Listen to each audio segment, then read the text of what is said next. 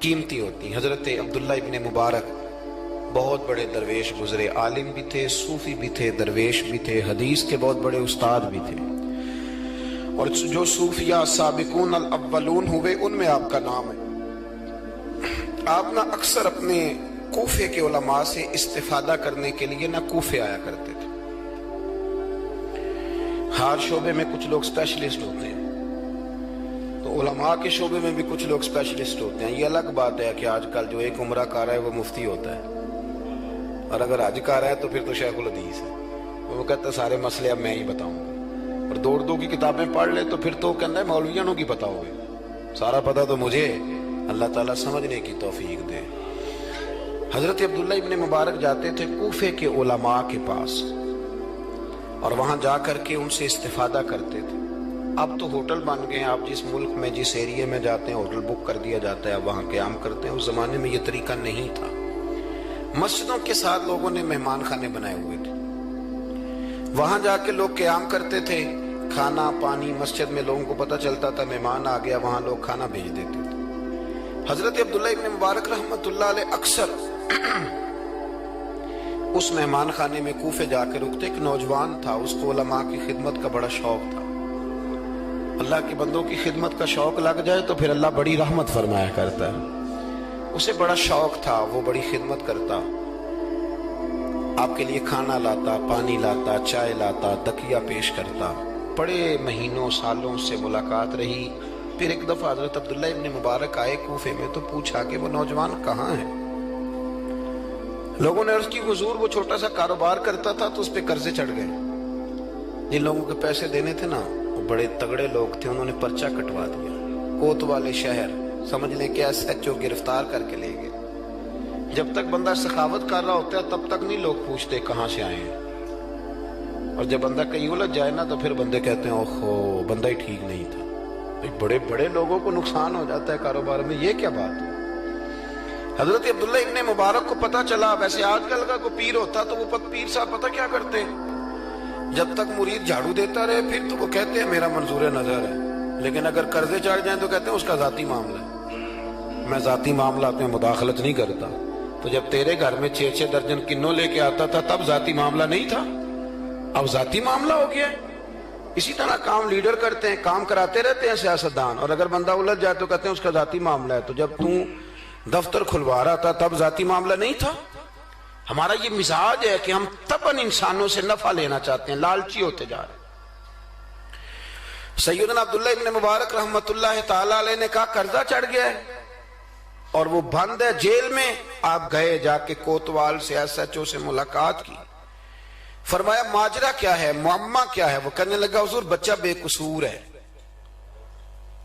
بیچارہ کام کرتا تھا تو اچانک نقصانات ہوئے تو ہوتے ہی گئے۔ انسان جب کامیاب ہوتا ہے تو مٹی کو بھی ہاتھ لگائے تو سونا ہو جاتی، اور جب ناکام ہوتا ہے تو ایسا پھسلتا ہے کہ پھر کسی جگہ اس کا ہاتھ نہیں پڑتا۔ وہ الجھ گیا، حضرت ہی الجھتے قرضے چڑھ گئے، اور حضرت صاحب جس پارٹی کے پیسے دینے ہیں وہ بڑی سخت ہے، وہ کہتی ہے کہ ہم نہیں چھوڑیں گے۔ حضرت عبداللہ ابن مبارک رحمۃ اللہ تعالی علیہ فرمانے لگے پیسے کتنے؟ کہنے لگا 50,000 دینار، آپ سمجھ لیں کہ 5 کروڑ روپیہ۔ تو حضرت عبداللہ ابن مبارک، توجہ ہے نا میری بات پہ، تھک تو نہیں گئے آپ لوگ؟ حضرت عبداللہ ابن مبارک رحمۃ اللہ علیہ فرمانے لگے اگر تو میری ایک شرط پوری کرے تو میں پیسے دے دیتا ہوں۔ میری طرف دیکھیں، کہانی تو نہیں نہ سنا رہا میں، آپ ذرا غور تو کریں کیا کہہ رہا ہوں۔ یعنی 50,000 دینار۔ فون بند کر لیتے ہیں لوگ اگر آپ کو پیسوں کی ضرورت پڑ جائے تو، لوگ فون بند کر لیتے ہیں۔ ویسے کہتے ہیں چودھری کو حکم ہوا تھا 10 ہی، اور جب وہ بتا دے پھر چھٹی۔ 50,000 دینار۔ حضرت عبداللہ ابن مبارک رحمۃ اللہ علیہ فرمانے لگے میری ایک شرط پوری کر، پیسے میں دیتا ہوں۔ اس نے کہا حضور 50,000 دینار ہیں، فرمایا میں نے سن لیا ہے پر میری شرط پوری کر۔ اس نے کہا حضور وہ کیا؟ آپ فرمانے لگے اس نوجوان کو بتانا نہیں اس کے پیسے کس نے دیے،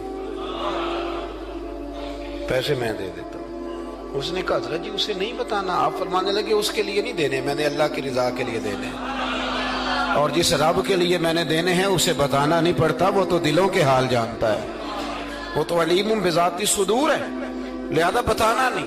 اس کو پیسے دے دیے. نوجوان نے بڑی منت کی کوتوال کی, یار اتنے بڑے پیسے کوئی دے گیا, کوئی 10 روپے تو نہیں دینا, اس محسن کا پتہ بتا, میں تو اس کے پوتوں کی بھی نوکری کروں گا.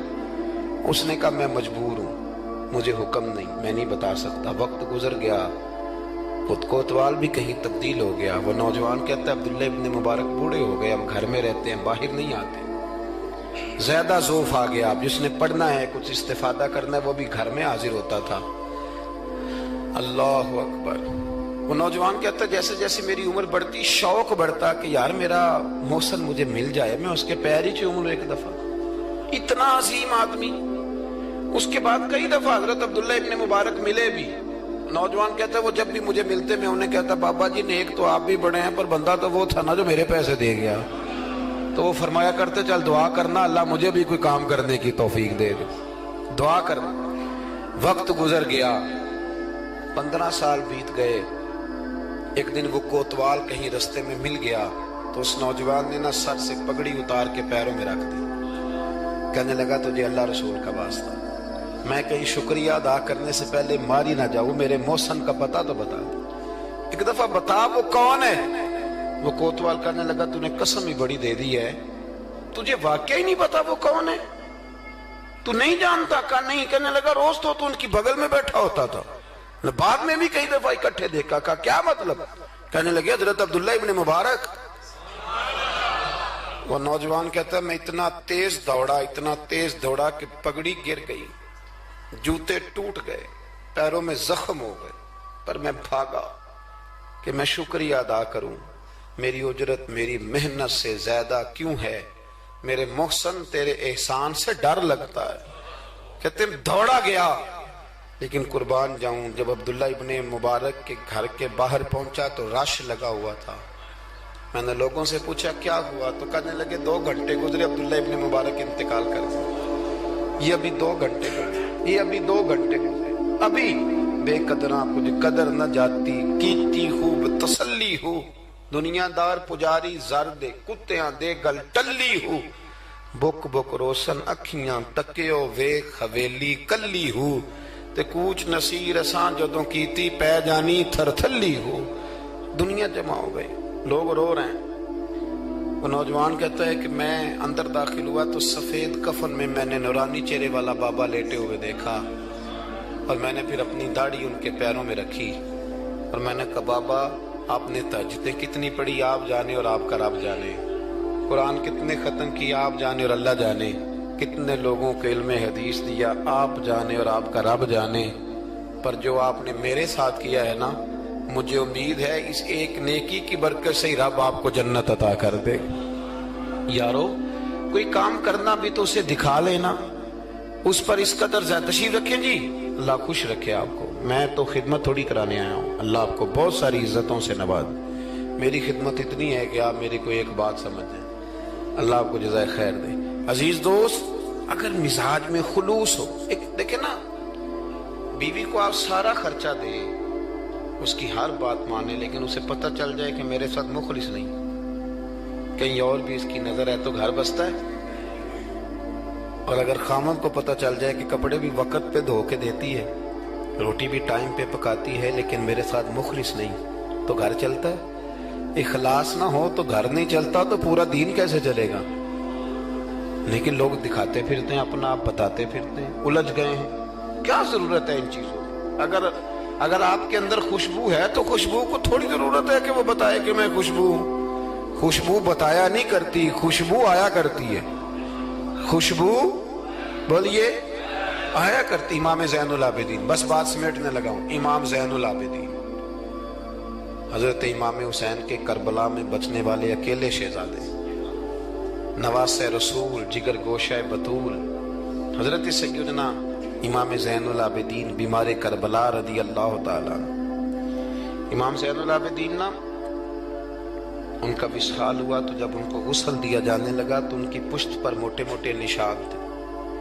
لوگوں نے آپ کے صاحبزادے سے کہا یہ نشان کس بات کے ہیں؟ تو صاحبزادے رو پڑے, فرمانے لگے میرے ابا جی نا رات کو اناج کی بوریاں اپنی پشت پہ رکھ کے غریبوں کے گھروں میں پہنچا کے آیا کرتے. تب لوگوں میں تجسس پیدا ہوا کہ صاحبزادے آپ کہاں رہتے تھے؟ تو تو فرمانے لگے میں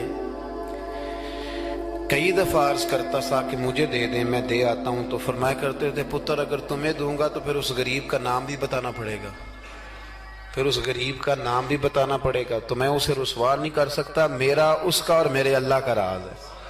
یار کوئی تو نیکی ہو جو چھپی۔ ہمارے ہاں لوگ کہتے ہیں جی پہلے پتہ کرانا ہے بندہ مستحق ہے کہ نہیں، ہے نا جی۔ پہلے میں نے امام شافعی سے بھی ایک بندے نے آ کے کہا تھا، اس نے کہا تھی میرا دل بڑا کرتا ہے سخاوت کروں پر مستحق بندہ کوئی نہیں ملتا، تو امام صاحب فرمانے لگے تیرے پاس جو کچھ اللہ نے تجھے دیا ہے تو اس کا مستحق تھا، تیرا حق بنتا تھا۔ وہ چپ کر گیا، کہنے لگے اگر رب کریم نے تیری خوبی کوئی نہیں دیکھی اور تجھے اپنے فضل سے عطا کر دیا تو اللہ کے بندوں کو کیوں ٹٹولتا پھرتا ہے۔